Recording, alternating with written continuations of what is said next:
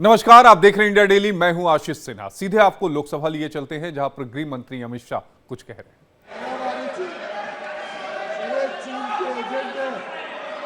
और मान्यवर, ये तो पीढ़ी दर पीढ़ी चलता आ रहा है। राजीव गांधी फाउंडेशन ने चीन के साथ एमओयू कर दिया।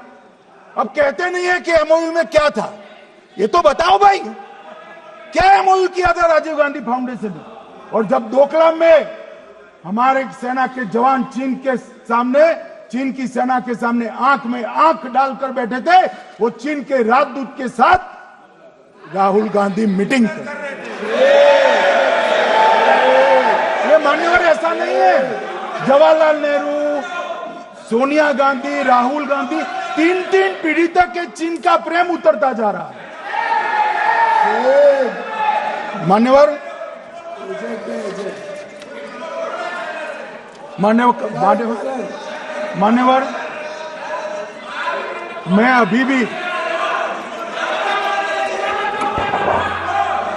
अभी भी एक बात इस महान सदन के माध्यम से देश की जनता को कहना चाहता हूं, जो मेरी मान्यता है। ये सारी आतंकवाद की जड़ पाकिस्तान है, और पाकिस्तान कांग्रेस पार्टी की भूल है। पार्टीशन स्वीकार न करते, पाकिस्तान कभी न होता। इन्होंने पार्टीशन को स्वीकार कर देश को तोड़ा है। मान्यवर, कल विदेश मंत्री जी बता रहे थे शर्म अल शेख सम्मेलन का बलूचिस्तान ब्लंडर, जिसने पाकिस्तान को हमारे साथ चर्चा करने के लिए इक्वल फुटिंग पर ला दिया। मान्यवर, अब ये टेररिज्म की बात करते हैं।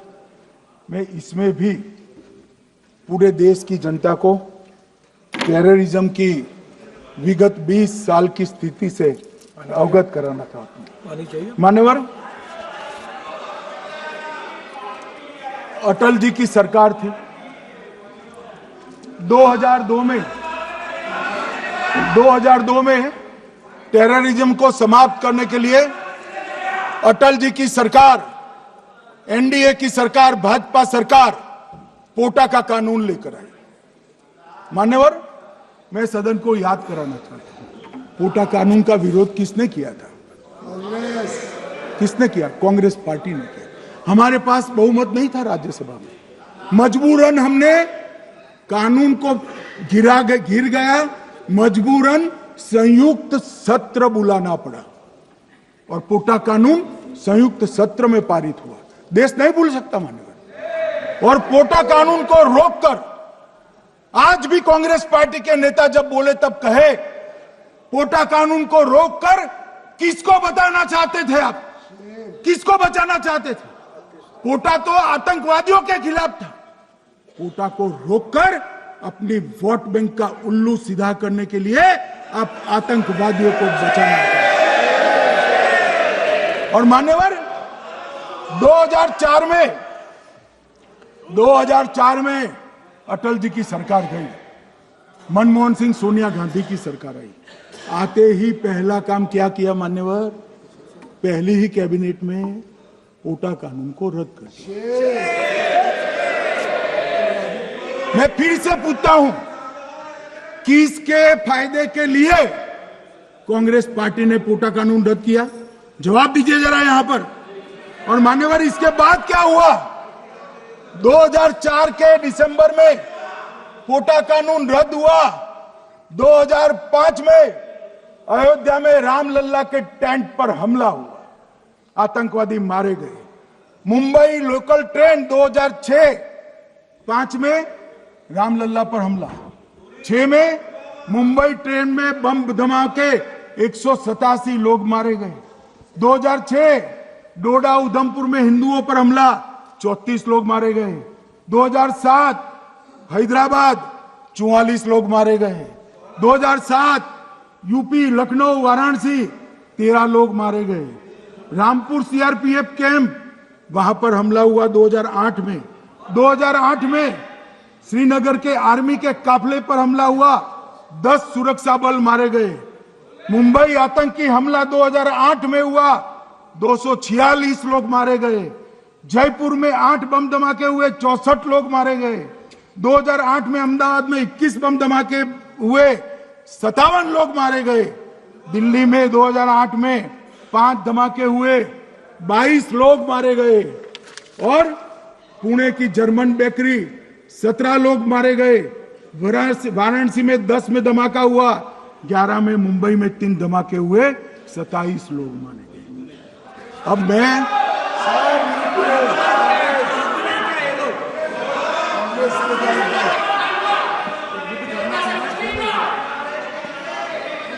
मान्यवर, आतंकवाद के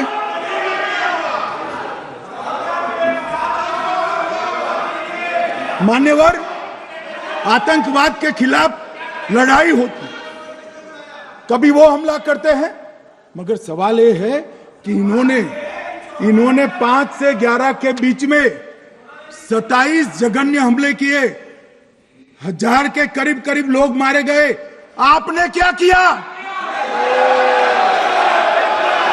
क्या किया आपने? जवाब दीजिए, क्या किया? और मैं राहुल गांधी जी को चैलेंज देना चाहता हूं, इन्होंने इस आतंकवादी हमलों के खिलाफ उनकी सरकार ने जो कदम उठाए, यहां खड़े रहकर हिम्मत से बताए देश की जनता को। कुछ नहीं किया मान्यवर। ये यहां से आतंकवादियों की फोटो पाकिस्तान भेजते रहे, डोजियर भेजते रहे। और मान्यवर ये कहते हैं कि आपके समय में भी हमले हुए। मैं उनको अंतर समझाना चाहता हूं, वो देख नहीं पा रहे। मान्यवर, हमारे समय में जो भी आतंकवादी घटना हुई, पाक प्रेरित और कश्मीर सेंट्रिक हुई। देश के हिस्से में 2014 से 2025 तक एक भी घटना नहीं हुई है मान्यवर।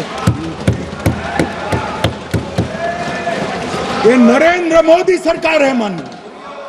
और कश्मीर में भी आज स्थिति ऐसी हुई है, उनको पाकिस्तान से आतंकवादी भेजने पड़ते हैं। कश्मीर में आतंकवादी अब हमारे नहीं बनते हैं मान्यवर। और मैं सलमान खुर्शीद जी को भी याद करना चाहता हूं। एक बार मैंने बड़े सवेरे में नाश्ता करता था, टीवी पर उनको रोते हुए देखा।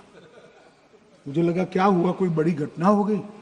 तो रोते रोते वो श्रीमती सोनिया गांधी के घर से बाहर आ गए कि बाटला हाउस की घटना देखकर सोनिया जी फूट फूट कर रो पड़ी।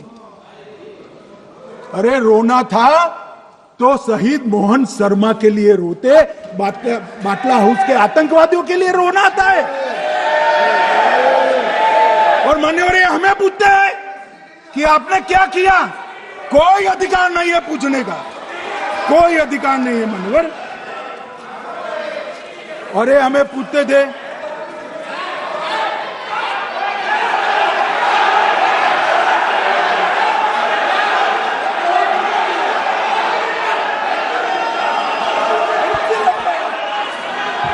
मान्यवर, अभी 25% बाकी।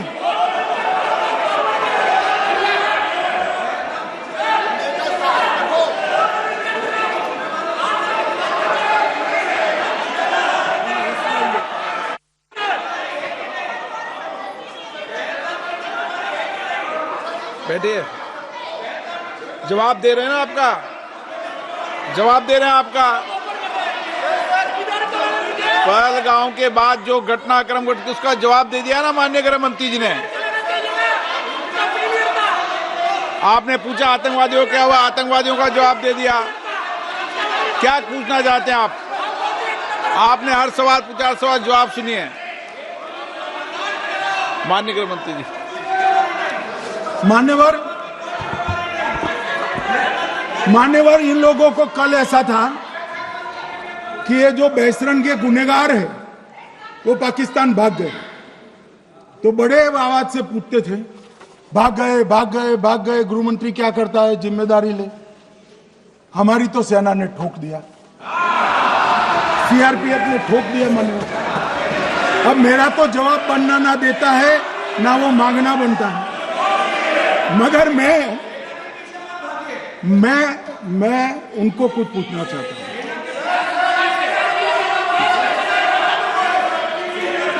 मान्यवर,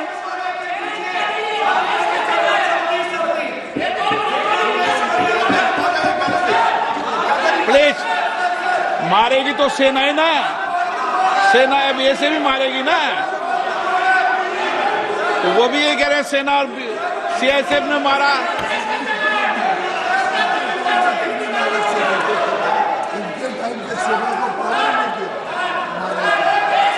मान्यवर ये कहते हैं, साहब इसको बिठाओ जरा।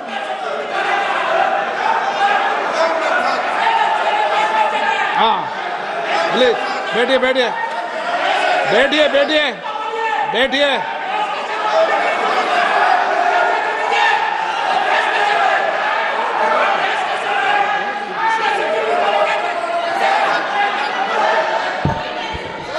सबको मान्यवर ये लोग मुद्दा उठाना चाहते हैं तो जरूर उठाए। मैं आज सुबह ही सलमान खुर्शीद जी का वो इंटरव्यू मेरे मोबाइल में रिजर्व कर आया हूं। आप जब भी कहोगे ये पूरे टीवी पर बताने के लिए मैं तैयार सेव कर आया हूं। इनकी इच्छा है तो कल एक समय तय करिए, यहां बता दीजिए चारों टीवी में, और देश की जनता भी देख ले।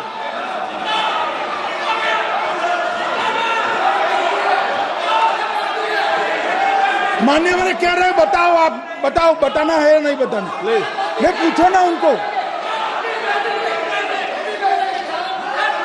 प्लीज प्लीज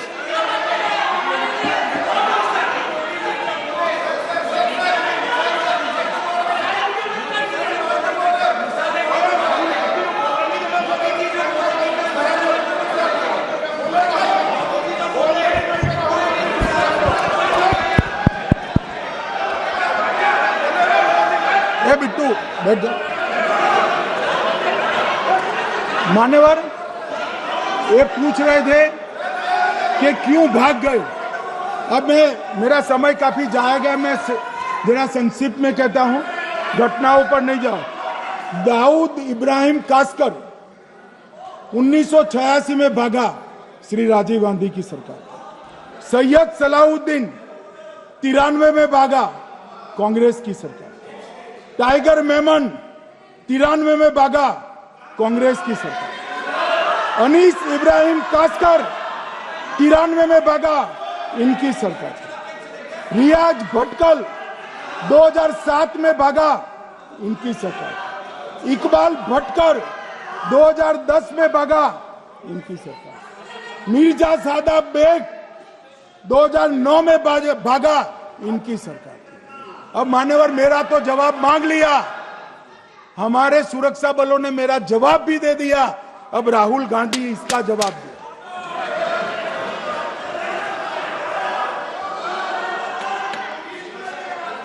मान्यवर अब मैं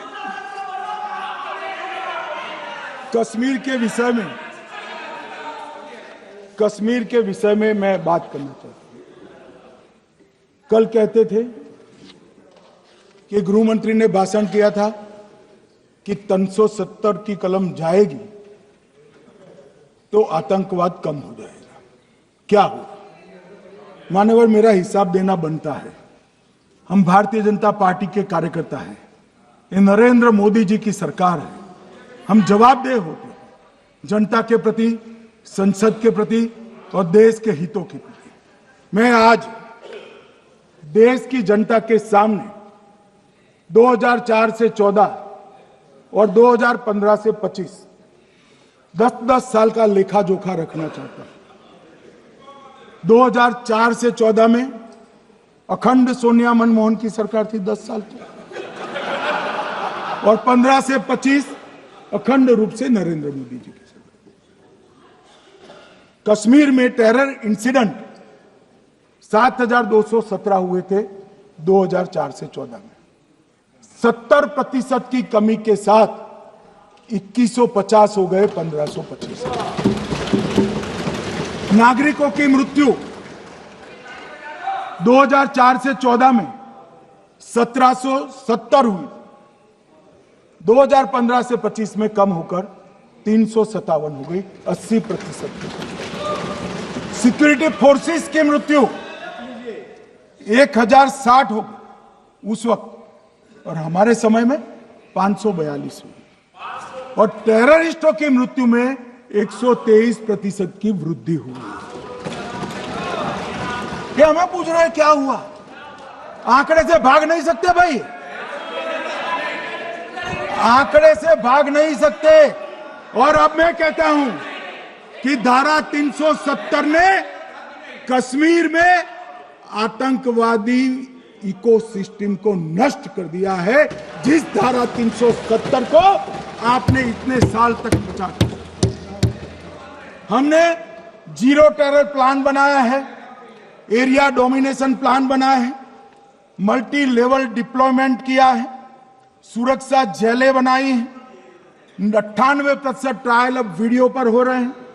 हमने संचार साधन बसाए हैं और 702 फोन विक्रेता जेल में डाले, 2667 सिम कार्ड बन गए। हमने एक जमाना था साहब, 10-10 हजार लोगों के जनाजे निकलते थे। पूरे देश ने घटनाएं देखी होगी, बुरहान वानी मर गए, फला मर गए, ढिका मर गए, 10-10 हजार। अब जो मारा जाता है उसको वही दफना दिया जाता है। किसी भी आतंकवादी को उसका महिमा मंडन करने के लिए जनाजे की इजाजत नरेंद्र मोदी के शासन में नहीं।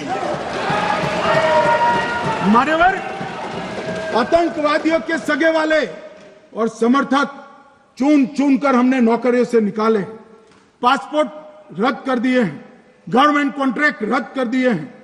75 से ज्यादा आतंकी समर्थकों को कोर्ट से ऑर्डर लेकर सरकार से बर्खास्त कर दिया गया है।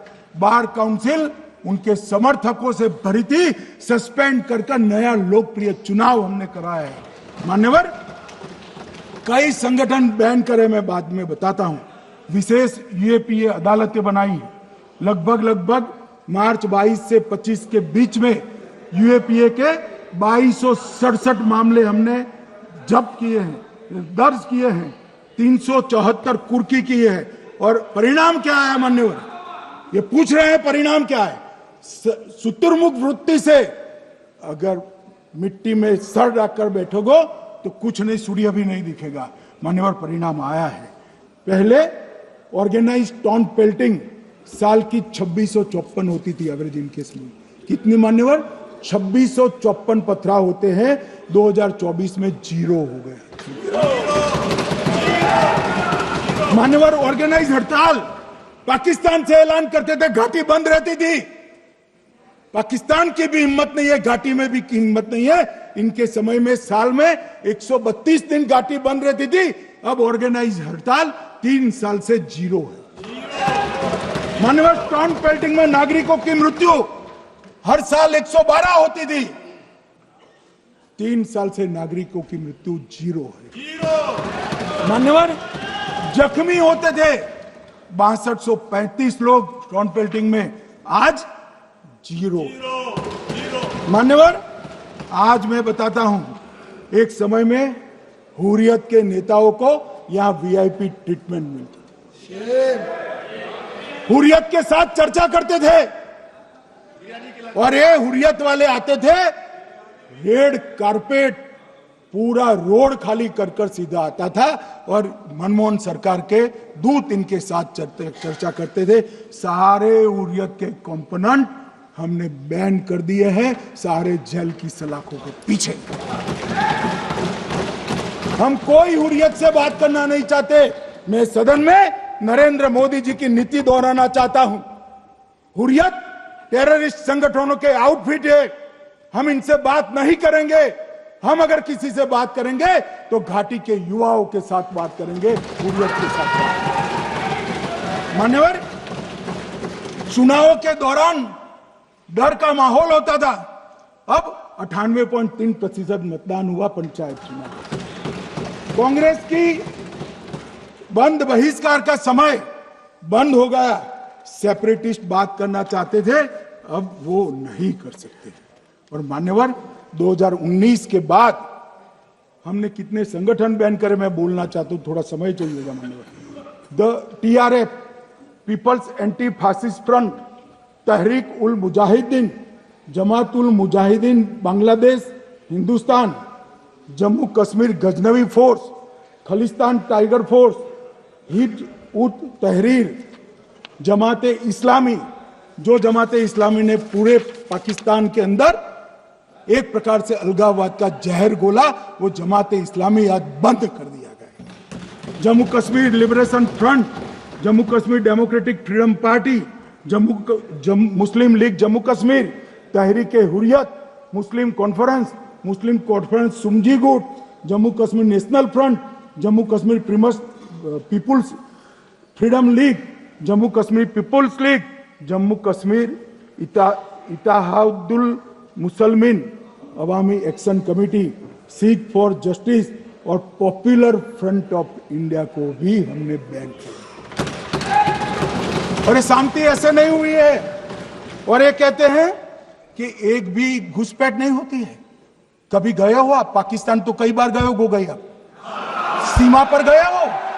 पाकिस्तान तो कई बार गए हो, फिर से बोलता हूं, सीमा पर गए हो, सीमा के माध्यम से पाकिस्तान गए हो। हमारे जवानों की कठिनाई देखो साहब, -43 डिग्री में पहाड़ पर रहकर नदी नालों के बीच में चौकी करते हैं। कोई घुस गए तो क्या हुआ? कोई घुस गया वो बचेगा नहीं। यहां हम उसको या तो अरेस्ट करेंगे या तो एनकाउंटर में वो मारा जाएगा, बचेगा कोई नहीं। इनको सीमा की भौगोलिक कठिनाइयां मालूम नहीं। वहां मान्यवर कई नदी नाले हैं, वेग से पानी आता है, -46 डिग्री टेम्परेचर है, नीचे सुरंगें बनाते हैं। और ये तो ऐसे कह रहे हैं घुस गए। अरे भाई, आपके मन में तो, आपके समय में तो घुसने की जरूरत ही नहीं थी। आप बुलाते थे वीजा देकर, क्यों घुसेंगे? घुसने की जरूरत ही, जैसे आप पाकिस्तान जाते हो वैसे वो यहां आते। मनोहर, अब ये कैसे हमें पूछ सकते हैं? मान्यवर,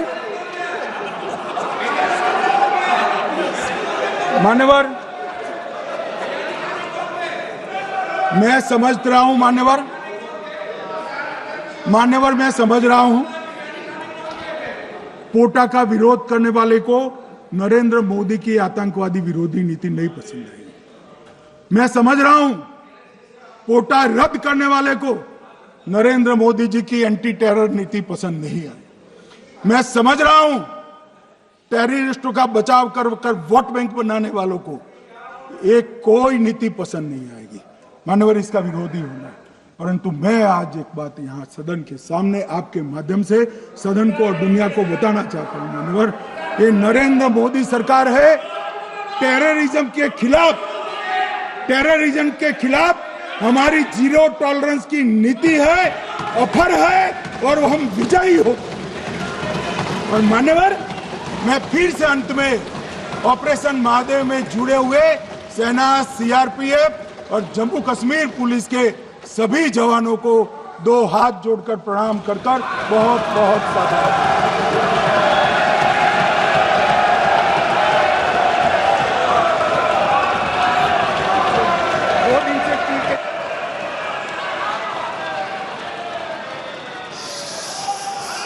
श्रीमती के कनमोजी, आप उसके बाद